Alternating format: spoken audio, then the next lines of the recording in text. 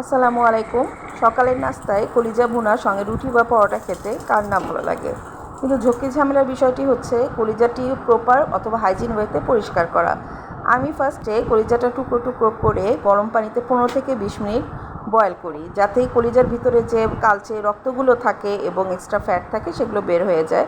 এই যে বেশ কিছুক্ষণ ফুটানোর পর কলিজার থেকে যে এক্সট্রা রক্ত এগুলো বের হয়ে গিয়েছে এবং ফ্যাটগুলো উপরে ভাসছে।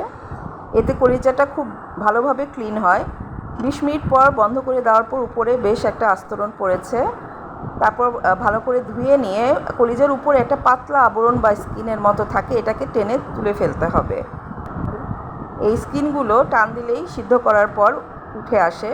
এই স্কিনগুলোকে ভালো করে পরিষ্কার করে তারপর ভুনা করব কলিজা। ফার্স্টে প্যানে তেল দিয়ে নিচ্ছি, সাথে দারুচিনি, সাদা এলাচ, লবঙ্গ, তেজপাতা দিয়ে একটু নেড়েচেড়ে নিব। কিছু টালা জিরা, গোটা জিরাও দিয়ে নিতে হবে। এরপর পেঁয়াজ কুচি পরিমাণ মতো নিয়ে ব্রাউন কালার হওয়া পর্যন্ত অপেক্ষা করব এবং নাড়াচাড়া করতে থাকবো। এবার কিছু কাঁচা মরিচ ফাড়া দিয়ে দিলাম। একটু পানি দিয়ে এতে মশলা দিব।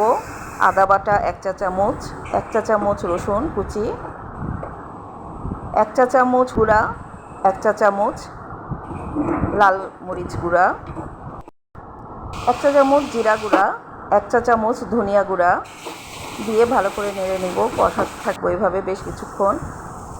গরম মশলা গুঁড়া দিয়ে আবারও একটু পানি দিয়ে কষিয়ে নিব বেশ কিছুক্ষণ। তেলটা উপরে উঠে এতে আমি আমার সিদ্ধ করা কলিজাটা দিয়ে দিব। দিয়ে কলিজাটা বেশ কিছু সময় নিয়ে ভুনা করতে হবে।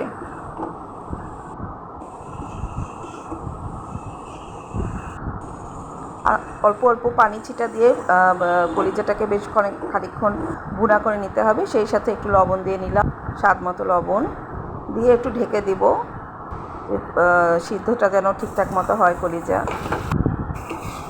তারপর আবার কিছুক্ষণ নাড়াচাড়া করে আবার একটু পানি দিয়ে বেশ কিছুক্ষণ রেখে দিব হালকা আঁচে। কাঁচামরিচটা উপর থেকে দিয়ে বেশ কিছুক্ষণ হালকা আঁচে রেখে দিব কলিজা। এই তো প্রায় হয়ে গিয়েছে কলিজা ভুনা। নামানোর আগে আর একটু টালা জিরা গুঁড়ো এবং গরম মশলা গুঁড়ো দিয়ে নেড়ে নিচ্ছি।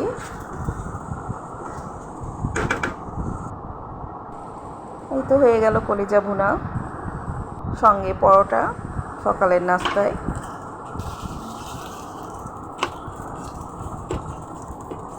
আজ এটুকুই।